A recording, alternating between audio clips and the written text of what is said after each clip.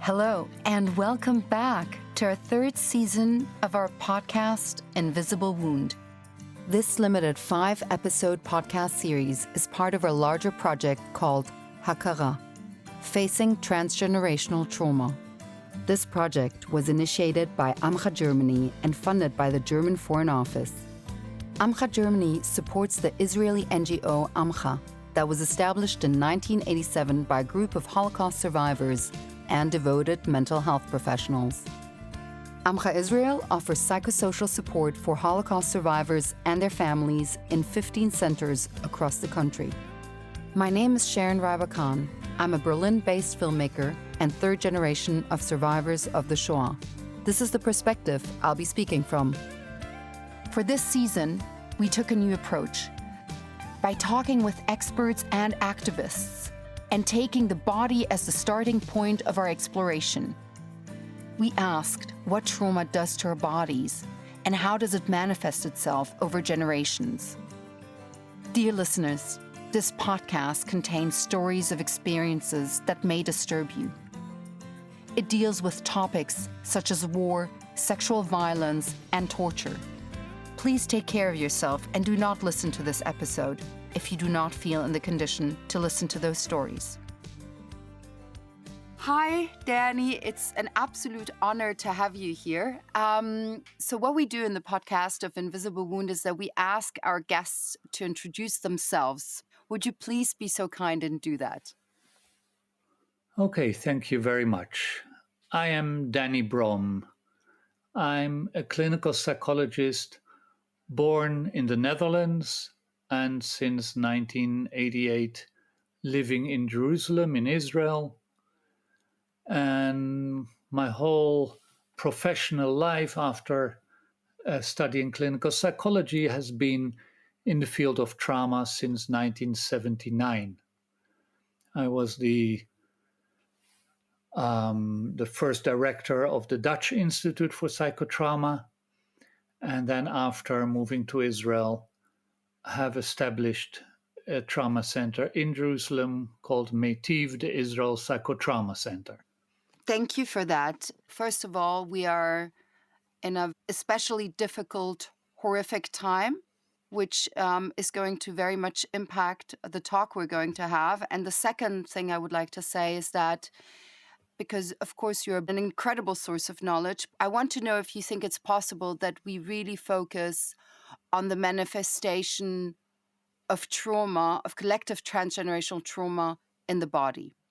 Yes, I think that has been my experience more and more to see the effects of trauma, or basically the effects of survival mode on which I think is in the body.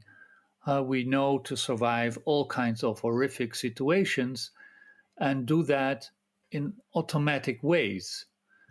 And so at some point we call it trauma, but basically I think it's much more insightful if we can talk about what happens to us when we have to survive and when we feel in existential danger. So if we start there, and I'm really grateful for a psychologist by the name of Claude Shemtob, who basically launched the idea of survival mode theory. And that basically says when we get into survival mode, our body knows what to do. It's an automatic mode that is always in the background. Whenever we look around, whenever we are not asleep, we always look to see whether we are okay or whether there is danger. When you sit in your room and you hear a sound, it's very hard to not look at where that sounds come from, even if it's a sound that is not dangerous. But our system all the time basically says, look out for danger. And that is the beginning of understanding trauma and how we cope with trauma. Survival mode has several aspects. When you nowadays talk with people about trauma, they say, oh, you mean fight, flight, freeze responses, and it becomes a very simple thing. Well, survival mode is much more complicated than that. And it has to do with how we detect danger and what changes in our bodies and in our brains when you detect danger. Something really changes, physically changes. I refer here to a study that was done in the Netherlands some years ago, looking at the brains of combat soldiers before and after their service. And what is quite amazing is that their brain physically looks different. There are differences in the connection between our smoke detector, our detector of danger, the amygdala, and the prefrontal cortex that basically checks the reality of the danger and then can calm us down and say, no, this is just a noise that is not so dangerous. So something in that connection, which is in the midbrain, basically changes when we are in danger. And that is an automatic thing. During survival, we are very efficient in dealing with danger. We do things that we would have never thought we can do because everything goes very quickly and very efficiently. So that is for me the beginning of thinking about trauma, because the question then becomes, how do we get out of survival mode? Getting into survival mode, we need to do, and it's automatic, and it prevents us many times from dying when we drive a car, when we do all kinds of things that could be dangerous. But getting out of survival mode doesn't have that same value of survival. So why get out of survival mode? And the basic challenge is, how do we help people get out of survival mode? I have two questions. Does it mean by default that the responses are individually therefore different? How do you incorporate that in the context of a trauma that is collective and transgenerational? So, survival responses are quite universal, but of course, the meaning you attribute to it and the way you react to your own responses is something that is both individual and culturally dependent. Mm-hmm. If we look at Israel, we see a country that has come out of tremendous trauma, and I'm talking about the Holocaust, about the fear for annihilation, the fear that people are really out there to kill us, and then creating the State of Israel with all of its wars. And not surprisingly, the Israeli society, Israeli people have stayed for a large part in partial survival mode. Now, you see this also in soldiers that have served in the army for a longer time, that they get used to be in survival mode. Mm-hmm. And survival mode has something attractive. It has a lot of adrenaline, and adrenaline can feel quite good. So then what you see is people keep up the adrenaline and get addicted to it. I think Israeli society as a whole is quite addicted to adrenaline in the way we drive our cars, in the way we speak to each other, the way that members of parliament, of the Knesset, speak to each other.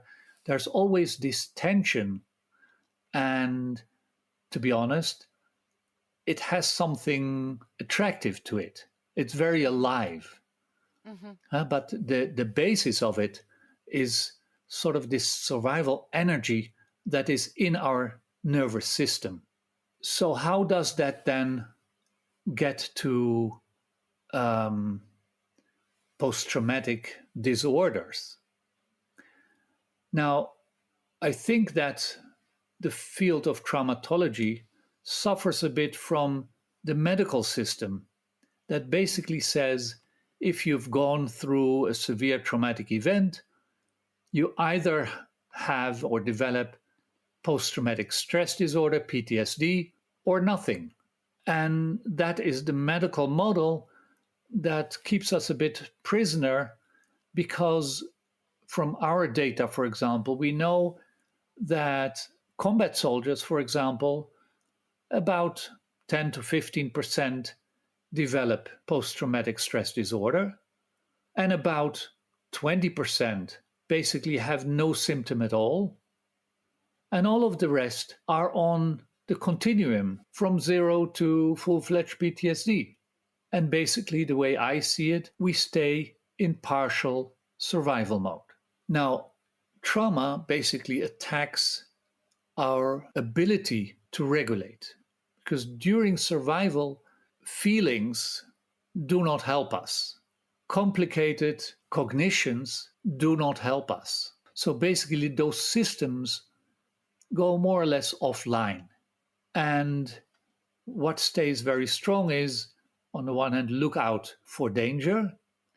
And on the other hand, look out for your friends and attach to your friends, to whoever is with you. And we see that in Israel very strong. Certainly now we're on November 14th, and it is a very difficult period. And the level of volunteering and helping each other is off the chart in Israel. People really try to help each other and connect with each other, which is part of survival mode. We've learned in a very different way. Things we see, things we smell, things we hear during survival mode get imprinted into our memory or unprocessed memory very strongly. And then you ask the question, how does that influence future generations? And actually, it is a combination. On the one hand, there is the work of Rachel Yehuda in Mount Sinai, New York, who has done interesting work on epigenetics of traumatic responses. Basically saying, yes, trauma and severe trauma can influence our DNA. But it doesn't mean that everyone then becomes, as a next generation, post-traumatic. But then in certain circumstances, the chances of people having that changed DNA are more sensitive to future traumatic events and then difficulties in coping with that, which is one way to look at it and is supported by science. The other way to look at it is how suffering from PTSD influences your parenting style. And also there's been a lot of work, for example, by Yael Danieli, their early work on children of Holocaust survivors, and the styles that Holocaust survivors' parents have raised their children. But there's also work on parents living under missile attacks in Israel and how that influences their parenting of their small kids. And what we see is it is not so much the level of or the severity of the events that influence the children, the next generation, but it is the ability of parents to regulate themselves, to be able to calm themselves down, to be able to look at the events in a more regulated way, in a more reflective way. That influences the children more than the severity itself of the events.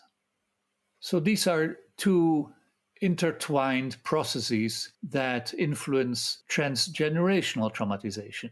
Hmm. But so that means that depending on how much a parent can regulate themselves, the child will therefore be affected in different amounts, correct? Yes, But what if the child then would have a more extreme response to the event than another child? Would you always explain it back to the parent? I don't think so. In psychology, we've learned that blaming things on the parents is not only not true, uh, it's also damaging for relationships between parents and children. Uh, um, we have programs to teach parents in groups of parents and their 2 and 3 year old child to really be able to regulate themselves and to see the needs of their children. Many parents during survival periods like now become very scared and want to protect their children, but then very often you don't see the needs of your children. You see your fear and you want to have your child nearby you. But a child, as we know, in their healthy development, they need to also get away from you and also see the world and try the world out. And that is frightening in these times. In some places in Israel, when the alarm goes off, you have 15 seconds Mm-hmm. to be in a safe place. So, what if your child is 16 seconds away from you? So then the fear can intervene with the healthy development of children. And children are smart. They sense very well what is happening, even if they're not allowed to see the news, which a lot of parents try to do. And then they say, the children are not exposed, but they are exposed to their parents. And it's very hard in these times when there is a war going on and when atrocities are just, a few kilometers away, and when everyone is fearful. It is very hard to hide that from your children. So that is not a very wise idea to try. Mm-hmm. It's wiser to, if you're able to tell your children about what is happening in a way that they can understand, in a way Mm-hmm. that they can not get overwhelmed with fear, but at the same time also don't feel that there is a secret, because secrets and children, don't go together. They start to guess why there is a secret. Mm-hmm. And so they have very good antennas for that, but they are also in a way creative in interpreting why that is so. And when a child starts to do that, they very often go into feeling afraid that it has to do with them, that they are doing something not good, and therefore all of this mess is happening. So they try not to disturb their parents with asking difficult questions. Mm-hmm. And then parents very often say, and also in schools we see that, the children are okay. They're even more docile than they are in general. But that would then basically um, be of concern. Mm-hmm. Children by nature are not that docile when they develop well. So these are kind of the elements of transgenerational traumatization. The term I don't like very much because I think it's more important to see what can we do about it. And so knowing that dysregulated parents dysregulate their children, we can also say it in a different way. If you help parents early on to regulate themselves for their child's sake, then we have programming to do that. And when you say transgeneral traumatization, it sounds like there's nothing we can do. But then, how does survival mode look like in a traumatized society like Israel? And what kind of behaviors can you observe as an expert? If that's not a silly question. No, it's not a silly question. And it brings us to a very important point of, at this moment, there's almost a frenzy in Israel saying that everyone needs treatment. Mm-hmm. And it worries me. On the one hand, I didn't know that we psychologists are so good at marketing ourselves, but apparently we are. But it worries me because there'll never be enough psychologists and therapists to give everyone therapy. And that is also not the way it should be. We are developing a major initiative to focus more on community resilience building, to really be able for people to contain each other and help each other. We know that that can help and also diminish post traumatic responses. When you feel held, when you feel contained, when you feel you have people that understand you, and it can take away a lot of one of the most difficult things for people, and that is the sense of loneliness that you are in when you're traumatized. It doesn't even matter how many people are around you. When you're really in survival mode, you feel that your life is in danger, you feel very alone.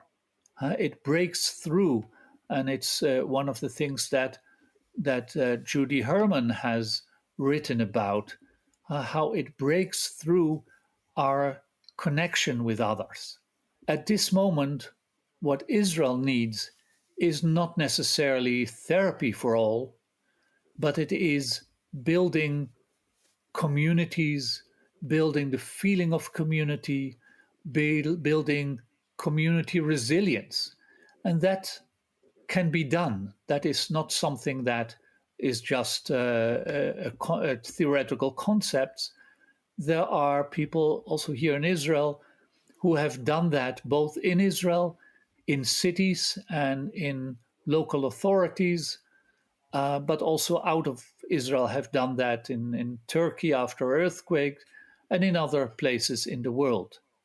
So that is something we really need to focus on in order to not go into that idea that we would be able to give therapy to everyone. Could you give an example maybe about how that community resilience looks like? And could you also go maybe into details as to in what way the support of community resilience is in a way helping differently than, well, individual therapy, really? Yeah. So there are very different aspects to community resilience. I'll give you one example of work that we've done a lot, and that is seeing schools as a community. So if you want to protect children, then you have to go where children are, and that is in schools. And children don't need therapists all the time. They need their adults to understand what they're going through. They need their adults to understand how they can be helped. And so, what we have done, and also others, is creating models to teach teachers how to deal with children in the classroom. So that the language of resilience or of regulation and child regulation, that becomes the language of the school. Instead of saying a child does things wrong because he's not regulated, the question is, can you help children with their regulation? And there are ways to do that. So we've done that even some 15 years ago when there was the Second Lebanese War in Israel. And we've worked in many schools in the northern part of Israel to teach the teachers. And what we've seen that if you do that, if you teach the whole school personnel, not only the teachers, but also the principal and also the cleaner and everyone who's working in the schools, to really understand what regulation is, both for themselves, how they regulate themselves, and from that also, what happens to children? How can you observe it? And how can you help children to be more regulated? We have a program now that is called PANDA, and it's a child program. It started out as a child program to really teach regulation. And it was originally designed to be for the most dysregulated children, but we have now built it out to also a program for teachers and a program for parents. And everything around what is regulation, how do you regulate yourself, what can help with regulation, and how can you transfer that to your children? How can you teach that to the children? What does that mean to regulate yourself, since seems to be the key way? Yeah. So knowing that our brakes are getting impeded by trauma, so that when we feel something, we might not be able to hold it in, but then are inclined to cry out or become violent. And the question is, how can we hold that, like our parents or maybe our grandparents say, count to 20? We don't do that anymore. So now we have all kinds of ways to, for example, just ask children, can you, on a scale of 0 to 10, say, how much do you feel a certain feeling now? How much anger do you feel? How much anxiety do you feel?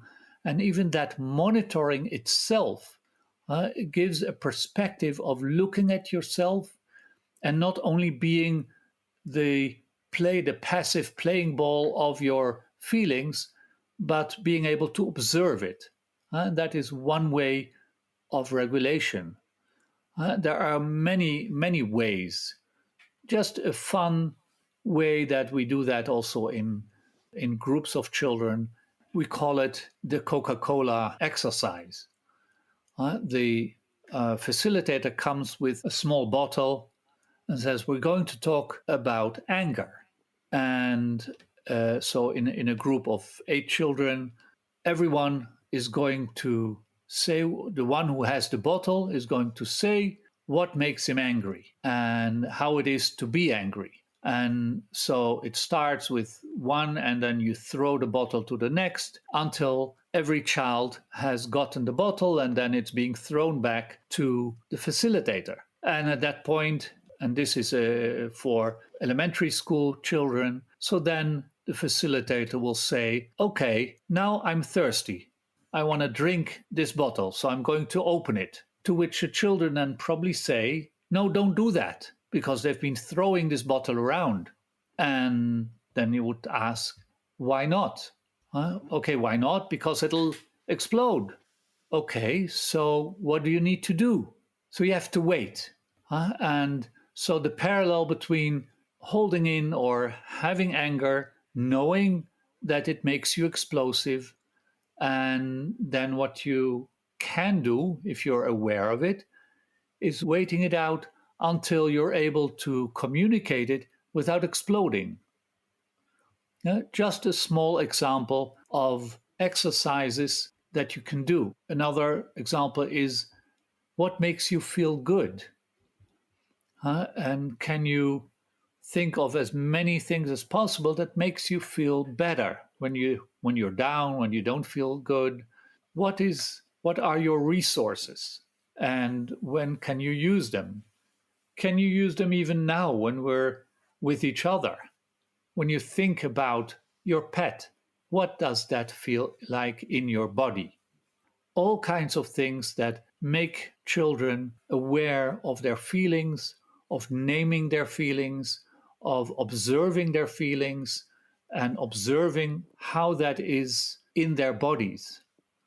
And so we've seen that that improves the functioning of children, also their interpersonal functioning, because when the group becomes a bit upset, then children can say to each other, hey, maybe you have to wait a bit. Or, it becomes a language of how to deal with dysregulation. Knowing it, you can't really prevent all dysregulation. You certainly cannot prevent your feelings, and feelings are okay, but the question is, what do you do with it? Mm-hmm. And so that is something that is very often needed, not only for children, of course, but also for parents and teachers. And in that way, the language of regulation and how to help each other do that can be implemented in school systems. What is the difference between the regulation of children and the regulation of adults? Is there a difference at all? Many adults are better at regulating themselves. And I'm a bit careful saying that because we also work with severe abuse and sometimes sadistic abuse. And that is done by adults who are not even interested in regulation. They're interested in horrific things. So, and I'm not going to say that that is all traumatic material. It creates trauma. But still, when adults have had a reasonable example in their parents and have been able to learn regulation, in small children, we call it co-regulation, how children, babies, and parents co-regulate each other. Mm-hmm. When your baby cries for a long time, it's quite hard. I have a granddaughter that was born 5 weeks ago, and it's not easy. She cries a lot. And then what do? So you pick her up, you walk around with her, and you try to calm herself, but you also calm yourself down because it's heartbreaking, or it gets to your gut when you are exposed to the crying baby for a long time. So you regulate each other.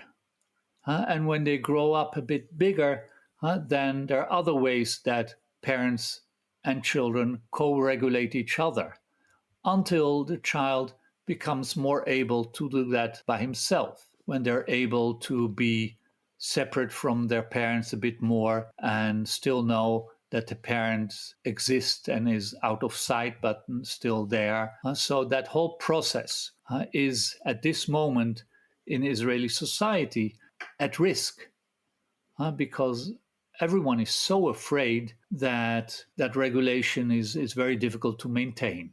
So it's a developmental challenge that in children to help them understand or regulate themselves in order to communicate well with other children, with adults, and also become then a well-regulated adult.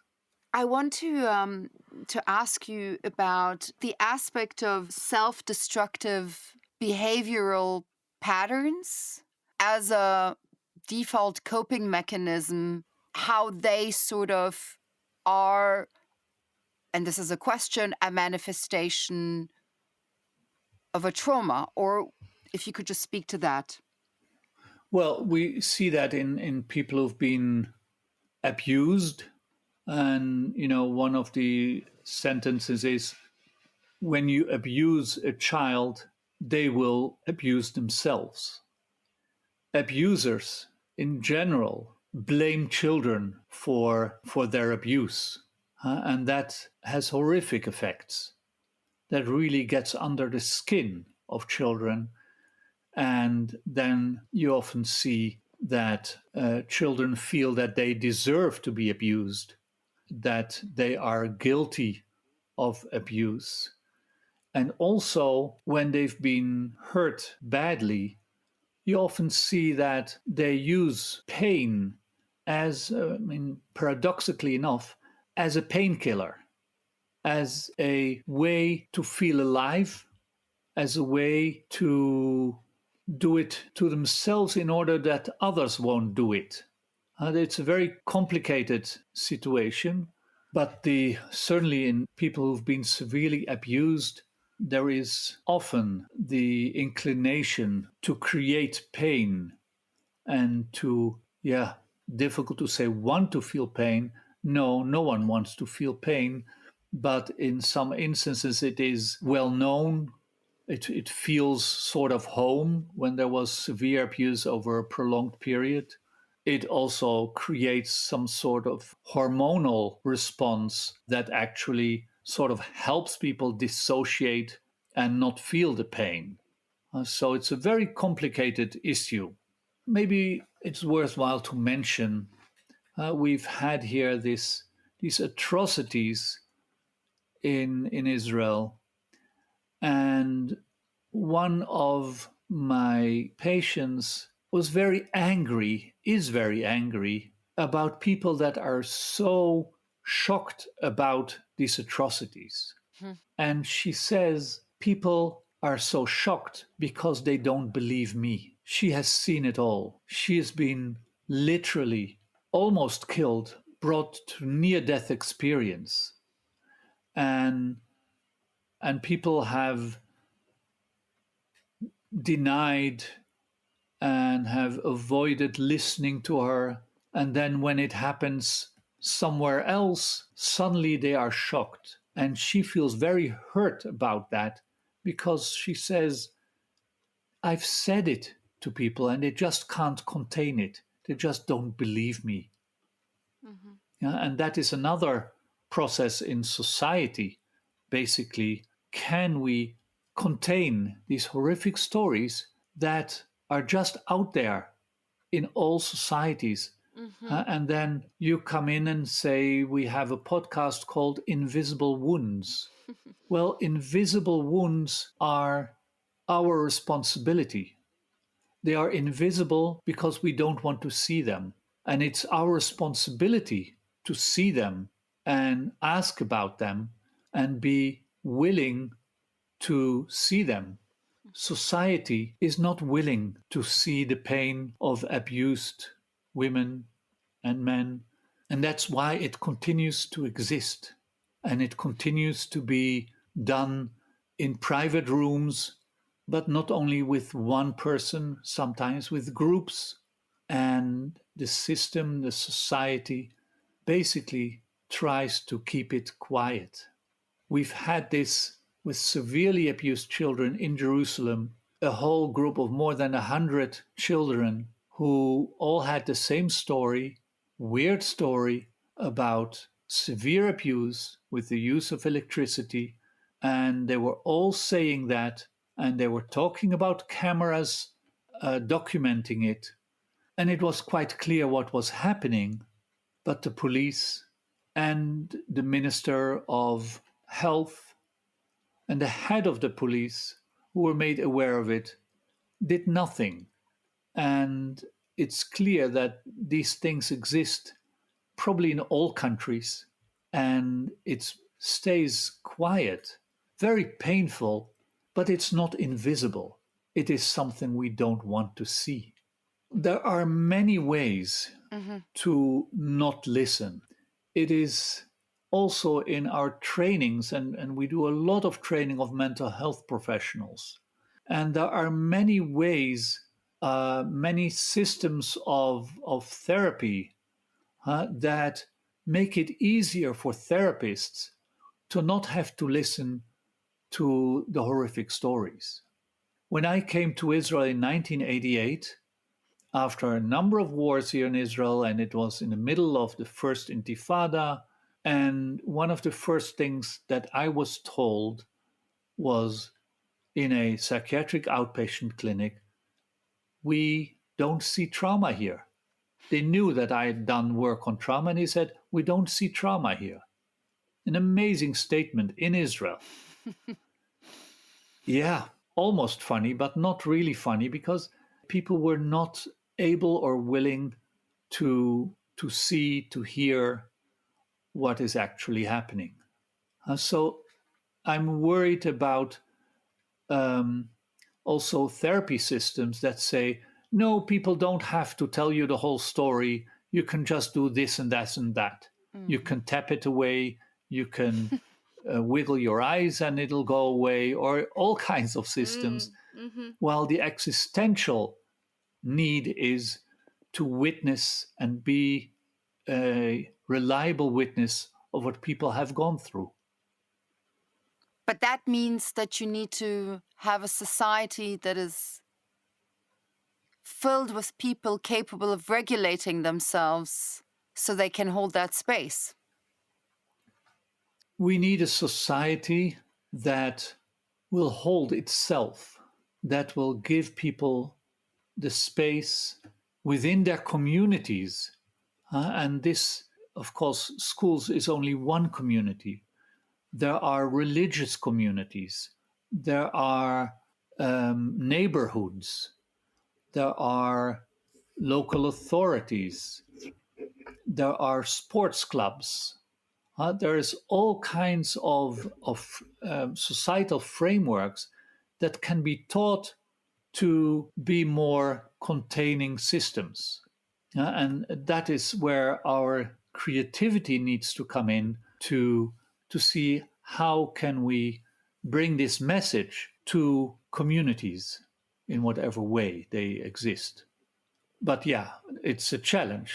You're right. It's not an easy thing. It needs a serious investment in community resilience building. A lot of teaching, a lot of listening also. Because it's also looking at cultural norms of sharing information, of sharing your feelings, and that needs to be taken into account. And in Israel, there are many cultures in a very small country.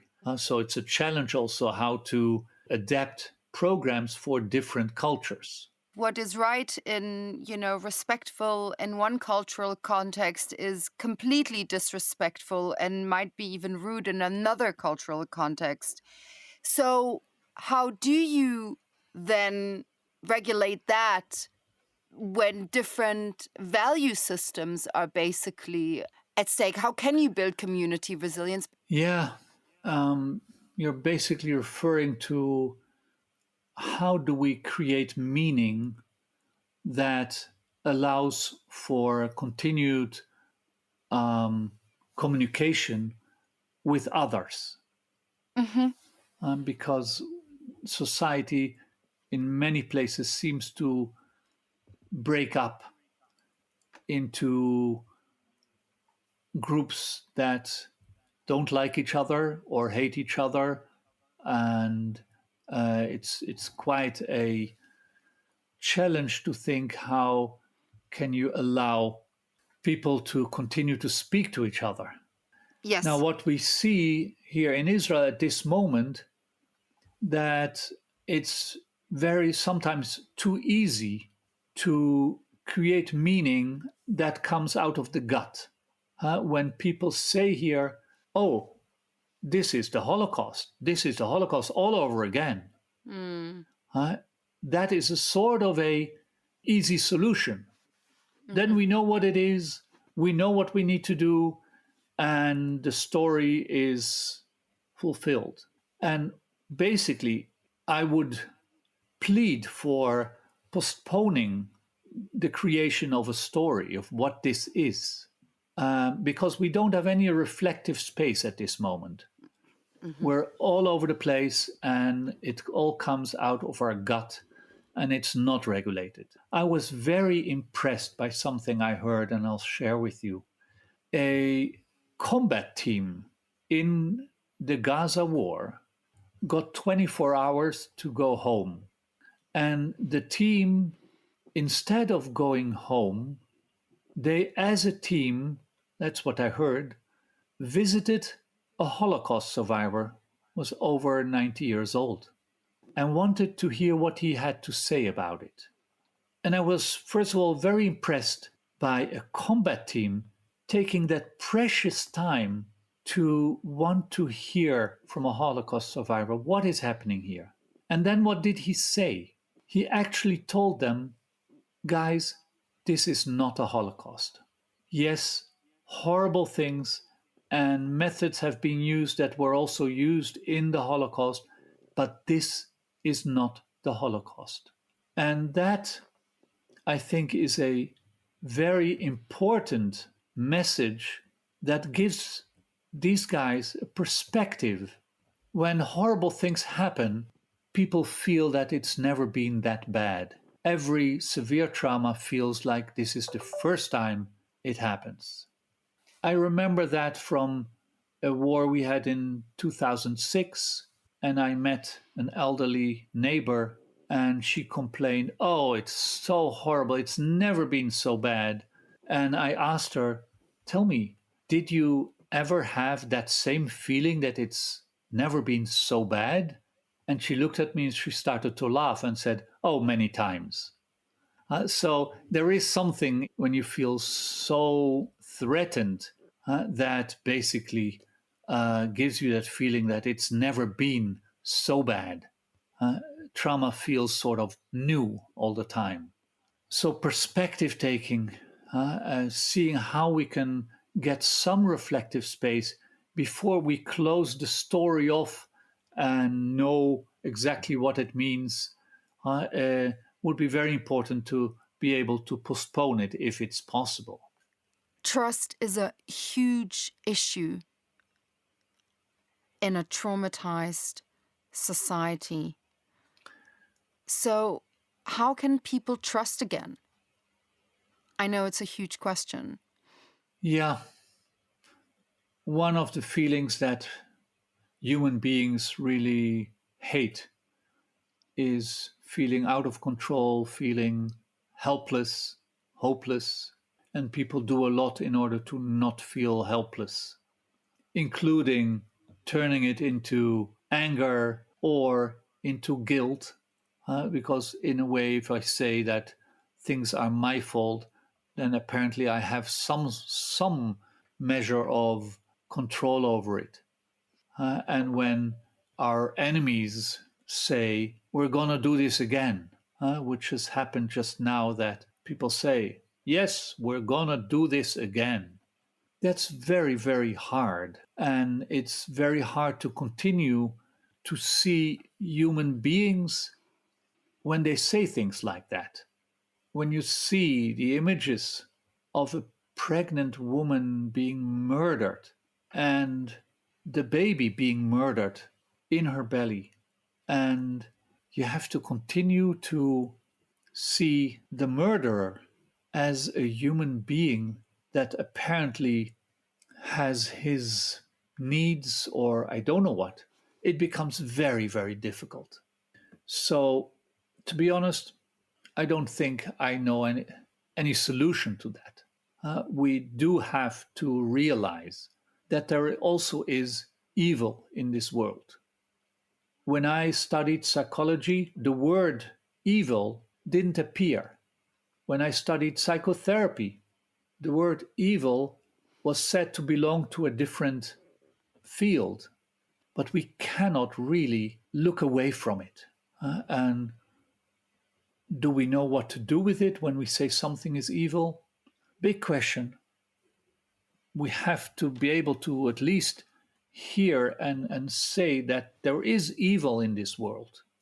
And that's an enormous, difficult task because as mental health professionals, we always think that things have a reason and we have to understand them and we have to make people understand their own motivations. And apparently, there are limitations to that. When I work with severely abused, sadistically abused, organized abuse, people who've gone through that, I need that word. Mm-hmm. There is evil in this world. that is very hard to accept as just another phenomenon. But we have to be aware that it's there, because if we want to be reliable witnesses to our clients, then we need to realize that this is also part of the world and that needs to be looked at, fought against, condemned, but named, clearly named.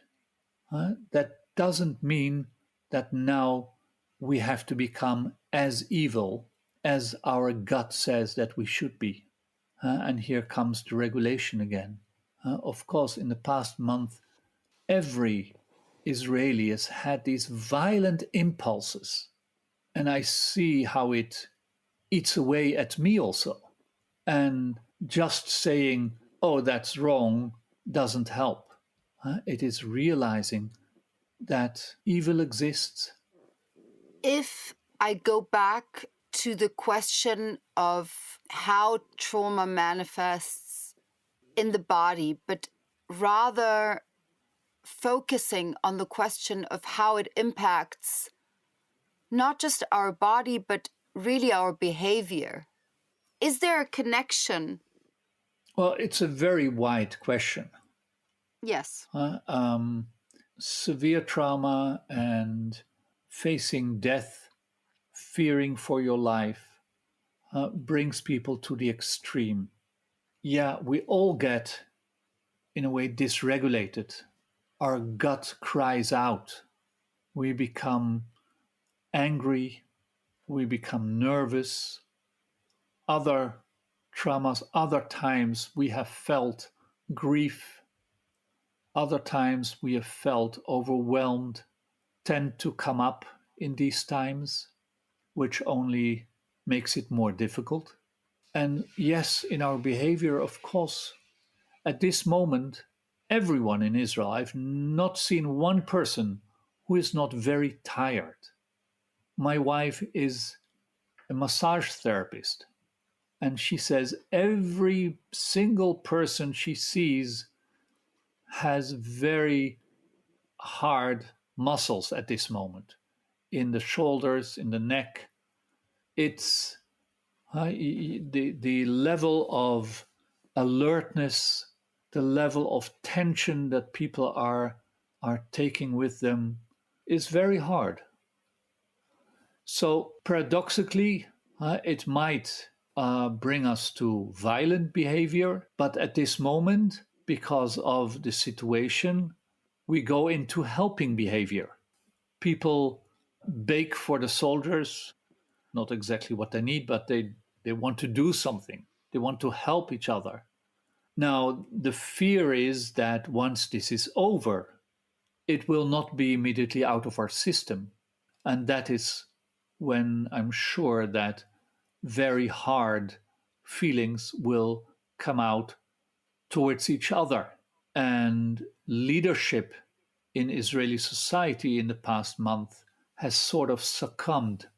And there is a big lack of leadership of people who take responsibility and by that would say, yes, we've done wrong things, we're going to pay for it, we're going to think about this. First, we need to make sure we survive this well, and then I will take responsibility for whatever I have done wrong.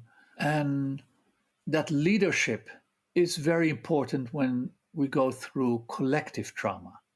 Leaders can give us messages of meaning, of coping, of resilience, of mutual help, and of responsibility.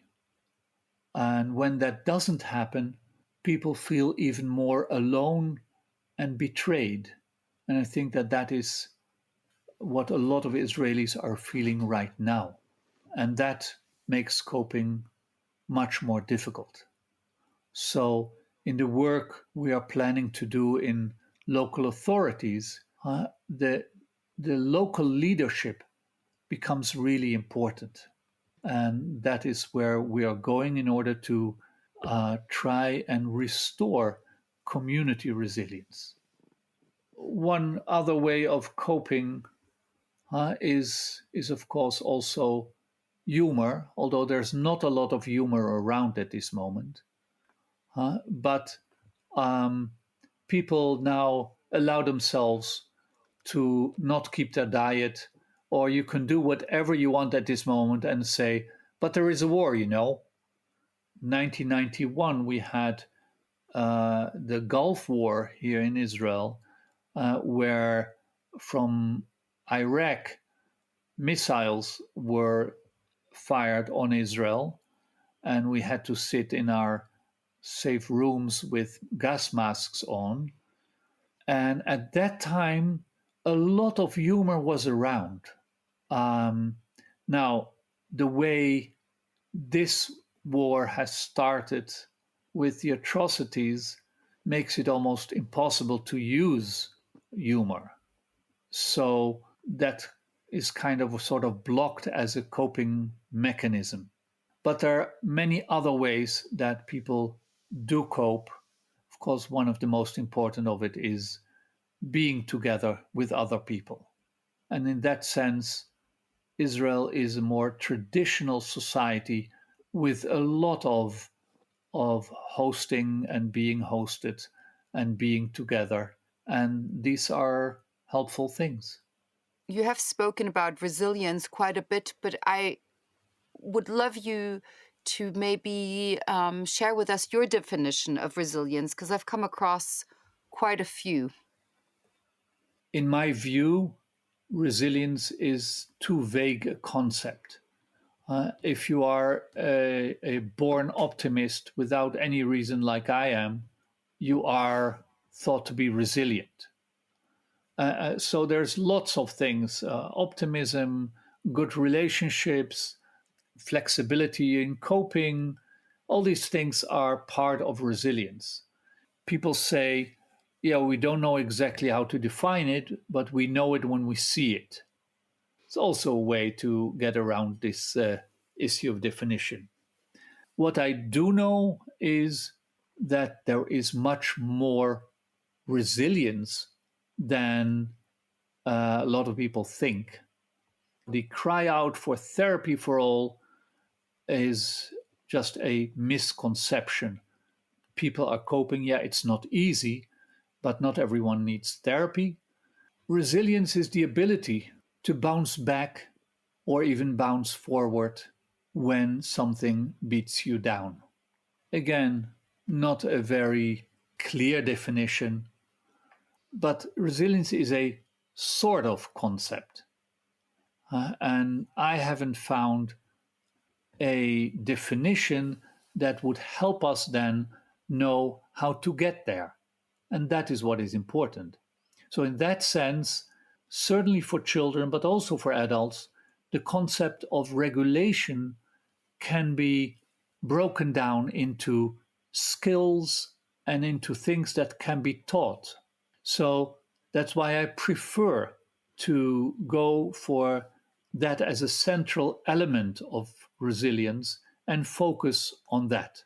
If someone can calm himself down, and if someone can accept the realities that are presented to us and continue functioning and continue to process whatever comes, that I think are central elements of what I would call resilience. Thank you. That's very helpful. What is your hope for the future? When you ask me that, I become emotional because the past month has touched the deepest fear of a Jewish man in this world. And it's a very difficult question at this moment. So I don't think my hope has really changed. To say it in a maybe almost religious way, for me there's only one thing that is really holy, that I can see as holy. And what I see as holy is the space between me and someone else. And what I hope for and what I work for is that I will be able to keep that space clean, to meet other people and not put my stuff on them or in the space between us, but will be able to meet authentically the other person. And that is my conviction, that that is what we're trying to do, what we need to do. And when such a lot of stuff is being plunged into our space, it becomes really difficult. But my hope is that we'll be able to accept that also exists, that is part of this world. And we have to work very, very hard to not be on the side that continues the cycles that basically desecrate the holy space. Sounds dramatic, right? But the holy space, and I believe in it, between human beings. I feel like what you're also saying is that you hope to maintain your optimism as a person. Or did I misunderstand you? Well, I don't really have a good reason, but my feeling is always that I'm optimistic. And I know that there's no real reason for it, but it seems to be just part of me. And that gives me the energy to continue to work with severely traumatized people, with people who need to be witnessed, to be given a space without my stuff in it. And that is an enormous effort. So, yeah, I hope that I can maintain it, but for some reason, that is just part of me. And I can only be grateful for that. Is there anything that you feel like you would like to share? I want to give you the space to share whatever you think is important for us to know. So let me maybe say once more that wounds should not be invisible. And it is our responsibility to not let them be invisible, to dare to see them by asking, by giving space. Because one of the most traumatizing things after bad things happen is to not be heard or to be shut up. And there are many ways to shut people up. And that happens such a lot. And so I really would like wounds to be visible, or to take upon ourselves to make wounds visible. And that is a responsibility of society, certainly of therapists. Don't let wounds be invisible. They don't have to be invisible. Does that make sense? I think it's absolutely wonderful. So yes, it does make sense. And I actually thank you for seeing why I gave that podcast that name. So yes, so thank you for that. Well, it's an honor to be part of this. So I really thank you. Thank you for listening to our podcast, Invisible Wound. If you're interested in this topic, we invite you to listen to the past seasons. In the first season of this podcast, we focused on the perspective of First Nations Australians and their experiences of collective transgenerational trauma. In the second season, we were talking to trauma experts and artists who shared with us their perspective and understanding of transgenerational trauma.